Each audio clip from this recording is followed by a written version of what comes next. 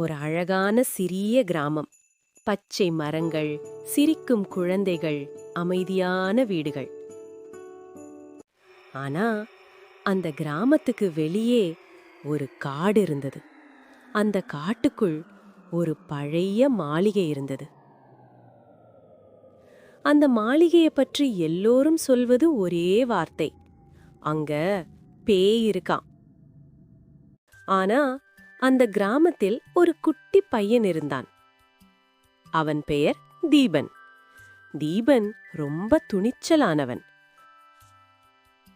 ஒரு நாள் அவனுடைய நண்பர்கள் அவனை சவால் செய்தார்கள். தீபா, இரவில் அந்த மாளிகைக்கு போய் வர்றியா? எல்லாரும் சிரிச்சாங்க. ஆனா தீபன் சிரிச்சு சொன்னான், பேய் இருந்தா கூட அது நல்ல பேயா கெட்ட பேயா பார்த்துதான் வருவேன். அந்த இரவு முழு நிலா வெளிச்சம், காற்று வீசுது, மரங்கள் அசையுது, ஊன்னு சத்தம். மெதுவா நடந்தான். அவன் உள்ளம் கொஞ்சம் துடித்தது. ஆனா அவன் தன்னாலேயே சொன்னான், பயம் ஒரு கதை மாதிரிதான், உண்மை தெரிஞ்சா அது மறைந்து போயிடும்.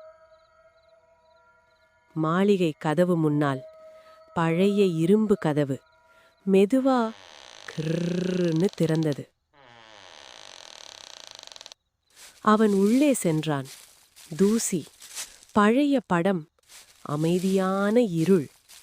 அப்போ மேல் மாடியிலிருந்து ஒரு சத்தம். டம் டம் டம். தீபன் மெதுவா படிக்கட்டில் ஏறினான். டார்ச் லைட் ஒளி முன்னாடி விழுது.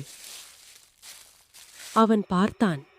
அங்க ஒரு வெள்ளை உருவம் நிக்குது. ஒரு நிமிடம் அவன் மூச்சு நின்ற மாதிரி இருந்தது. ஆனா அவன் ஓடல. அவன் மெதுவா கேட்டான், நீ யார்? நீ நல்லவனா? அந்த உருவம் திடீர்னு அழ ஆரம்பிச்சுது. நான் பேய் இல்ல, நான் இங்க இருக்கிற குட்டி நாய். அது வெள்ளை போர்வை போர்த்திக்கிட்டு நடுங்கிக்கிட்டு இருந்த ஒரு குட்டி நாய்தான். எல்லாரும் பயந்து ஓடிட்டாங்க. அதனால அது தனியா இங்க இருந்தது. தீபன் மெதுவா சிரிச்சான். நீ பேய் இல்ல, நீ என் நண்பன். அவன் நாயை அன்பா தூக்கிக்கிட்டான். மறுநாள் காலை கிராமம் முழுக்க ஆச்சரியம்.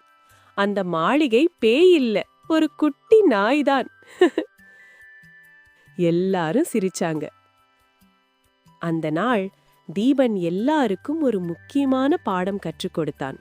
நம்ம மனசுல உருவாக்குற பயம்தான் பெரிய பேய். உண்மை தெரிஞ்சா பயம் ஓடிடும். அந்த மாளிகை இனிமேல் பயமுறுத்தும் இடம் இல்லை. அது ஒரு புதிய நண்பன் கிடைத்த இடம். துணிச்சல் இருந்தா உலகமெல்லாம் நண்பனாகிடும்.